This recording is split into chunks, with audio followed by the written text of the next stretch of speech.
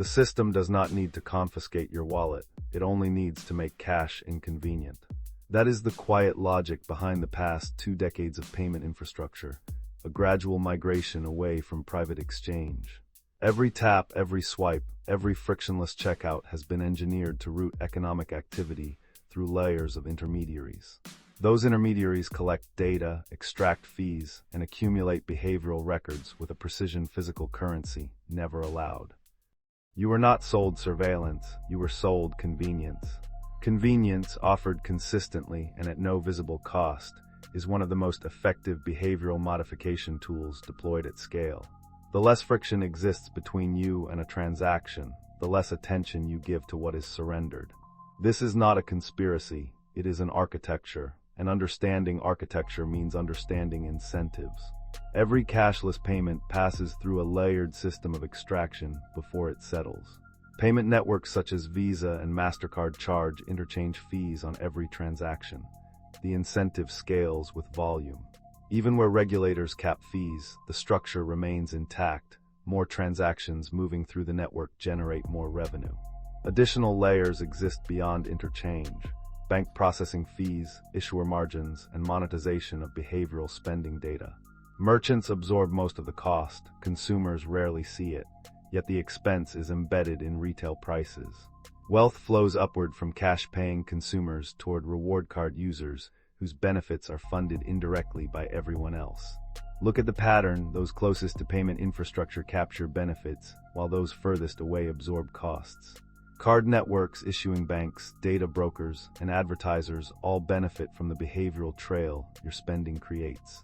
Small merchants, lower-income consumers, and uninformed participants absorb costs that remain largely invisible. The cashless system is not a neutral utility. It is a toll road with no visible toll booth.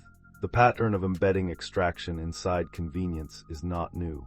Monetary history contains many versions of it. 17th century goldsmiths issued more receipts than gold reserves because simultaneous withdrawals were unlikely. The receipts circulated as money. Interest was earned on value the issuer did not actually own. The structural gap between what depositors believed and what existed in reserve became the profit center. The Federal Reserve Act institutionalized central clearing and coordinated credit creation under federal oversight. From that point forward, money increasingly functioned as an obligation of the banking system rather than a claim on an asset. The closing of the gold window in 1971 completed the transition to a discretionary fiat regime. Monetary value became dependent on institutional policy rather than physical supply, shifting risk onto savers. In each historical episode, an intermediary inserted itself between individuals and stored value. Safekeeping, clearing, and stability were legitimate utilities, but structural positioning enabled continuous extraction. Today's payment infrastructure follows the same pattern. Convenience is the utility. Fees, data, and behavioral access are the extraction mechanism. The consequences of this architecture are observable, measurable, and increasingly difficult to ignore. One consequence is the erosion of financial privacy as a functional category within economic life. Regulatory changes expanded reporting requirements for digital payment platforms, extending visibility into informal exchange. The infrastructure already existed, only the reporting threshold changed.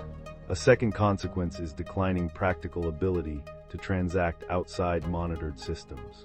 Sweden's cashless transition demonstrated how dependence can become structural when cash disappears from daily commerce. If payment infrastructure fails during a disruption, populations without alternatives lose their fallback mechanism for exchange.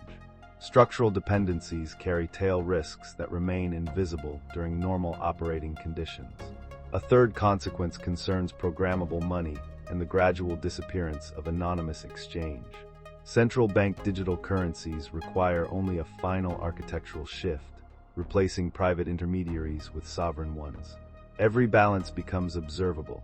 Every transaction becomes potentially programmable and subject to conditions beyond the holder's control. The rational response is not panic.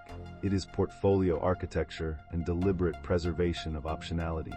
Assets outside the monitored perimeter can include physical currency, commodity-linked instruments where available, and Bitcoin. Understanding this structure does not require anger, it requires clarity. Institutions respond rationally to incentives when consumers exchange privacy for frictionless experience. The resulting architecture is not accidental. It emerges from predictable behavior aggregated at scale. The more economic activity passes through monitored infrastructure, the more legible individuals become to outside actors. This direction is unlikely to reverse voluntarily because both revenue models and regulatory models benefit from visibility. The appropriate response is not withdrawal from the modern economy. It is preservation of optionality. Stewardship begins with understanding how assets are held and which structures govern access to them. Know what you hold, know where it is held, know who can see it, know who can restrict it. Those 4 questions, answered honestly, are the beginning of financial sovereignty. This is 21 Protocol. Freedom is not a feeling, it is a structure.